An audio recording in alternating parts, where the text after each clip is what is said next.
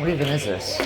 Northwestern Lakes County, northeastern Jackson County, central Benson County, until 4 p.m.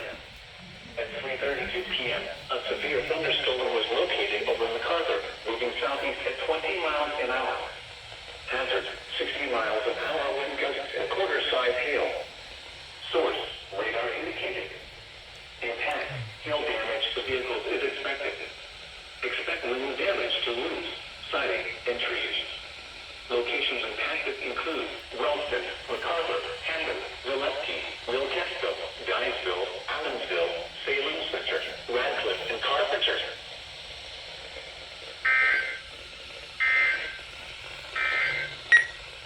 Now here is the official National Weather Service forecast for South Central Ohio.